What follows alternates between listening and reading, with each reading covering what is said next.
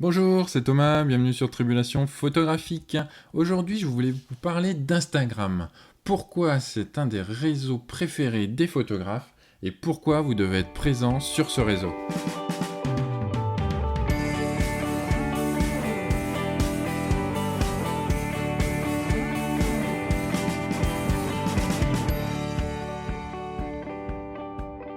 Et oui, j'en avais déjà un petit peu parlé lorsque j'avais abordé le thème des réseaux sociaux. Et je voulais aujourd'hui revenir un petit peu plus précisément sur Instagram. Le réseau social préféré des photographes, c'est le troisième réseau social utilisé après Facebook et YouTube. Bon, Facebook, on le connaît, je pense que tout le monde le connaît. YouTube, je pense que je reviendrai sur ce format très très prochainement. Je l'ai un petit peu déjà évoqué. C'est une plateforme que j'apprécie de plus en plus, que je voudrais aller un petit peu plus loin sur cette plateforme. Le podcast était déjà présent sur cette plateforme et je pense que certaines vidéos viendront un petit peu agrémenter la chaîne de Tribulation Photographique. Mais aujourd'hui, le sujet, c'est Instagram, donc le troisième réseau social. Qui a ce réseau social, l'avantage c'est qu'il a un très bon taux d'engagement, c'est-à-dire que vous allez avoir de nombreuses réactions. C'est là où vous allez avoir le plus de réactions par rapport à l'affichage de votre photographie. C'est un réseau social qui est très global et où la majeure partie des gens ont les mêmes codes, ont les mêmes attentes, et ça c'est un réel plus. On va croiser forcément énormément de photographes sur ce réseau social, donc c'est vraiment une très très bonne source d'inspiration, mais c'est également un très très bon endroit où vous allez pouvoir montrer votre travail et où votre travail va être très visible. Car en plus de photographe, il est également utilisé par une très très forte partie de la population et qui vont être à la recherche de photographie. Ce réseau social étant basé que sur la photo, c'est vraiment l'approche qu'il faut avoir et les photos vont vraiment permettre d'avoir plus de visibilité et de toucher un public vraiment très large. Aujourd'hui, j'attache beaucoup d'importance à Instagram, que ce soit pour mon compte personnel Thomas Chauvin ou pour le compte de Tribulation Photographique. Si vous ne le saviez pas, oui, Tribulation Photographique est déjà présent sur Instagram. Et voilà, c'est deux démarches qui vont être complètement différentes. Mais voilà, je vous encourage à aller voir ces deux comptes et comment je les aborde. Je voulais partager aujourd'hui un petit peu justement comment je fais, comment je gère ces deux comptes et qu'est-ce qui est important de faire attention sur votre compte Instagram. Car ouais, aujourd'hui, je pense vraiment qu'il faut que chaque photographe développe son Instagram, son compte Instagram, et cela pour plusieurs raisons. La première, c'est la possibilité déjà de géolocaliser ses photographies. Souvent, des personnes arrivent sur mes photos en ayant fait des recherches par lieu. Et moi-même, quand je me rends sur un nouvel endroit pour prendre des photos, j'ai tendance à aller sur Instagram pour faire une recherche par lieu et voir un petit peu ce qui a été fait. Alors, on voit énormément de selfies, ça c'est clair, mais l'idée c'est d'essayer, via la géolocalisation, de faire ressortir ses propres photographies. Il y a également les hashtags qui sont très très utilisés et très efficaces pour Instagram. Donc les hashtags c'est le dièse, c'est la touche dièse, et un mot collé derrière. C'est essentiel et très utile pour cibler un sujet. Alors voilà, on conseille d'utiliser ces hashtags, d'utiliser une dizaine, vingtaine, pas plus de hashtags par photo, et utiliser des hashtags pertinents. Et ces hashtags, ils vont être très pertinents si on a une réelle démarche derrière et si on les utilise régulièrement.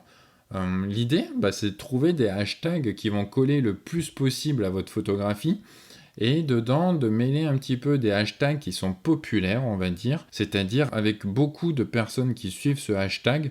On parle parfois de hashtags suivis par des millions de personnes. Et ne pas oublier également les hashtags qui vont être moins populaires pour cibler des personnes de manière vraiment très très précise. Sur vos photos, un petit conseil, c'est de ne pas négliger le texte et d'essayer de décrire un petit peu votre photo en répondant notamment aux questions où, quand, comment, car en fait, ça a une grande importance dans l'algorithme d'Instagram.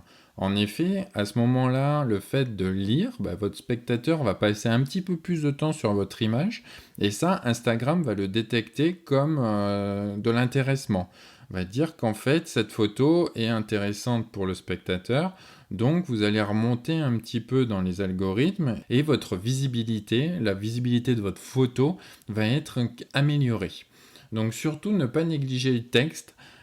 C'est quelque chose que je suis en train d'expérimenter et en effet je vois que mes photos ont un meilleur taux d'engagement lorsque j'ai mis le texte et également sont plus visibles par rapport à la communauté qui s'est créée autour de mon compte. Enfin, quelque chose que je trouve très intéressant sur Instagram, c'est les stories. Et aujourd'hui, elles ont vraiment une grande importance. Je dirais même qu'il faudrait presque plus s'attacher à ses stories qu'à son feed, à la publication de photographies. Et en fait, on peut tirer parti de cela en utilisant vraiment son feed, son mur Instagram, comme plutôt une galerie, en n'y exposant que quelques photos. Mais par contre, sur les stories, de pouvoir montrer un petit peu le derrière de la scène, parler de soi, poser des questions, vraiment essayer d'interagir avec les personnes qui vous suivent. Aujourd'hui, les stories sont plus vues que les photos. Les gens vont regarder plus spécialement les stories plutôt que leur mur défiler avec les photos.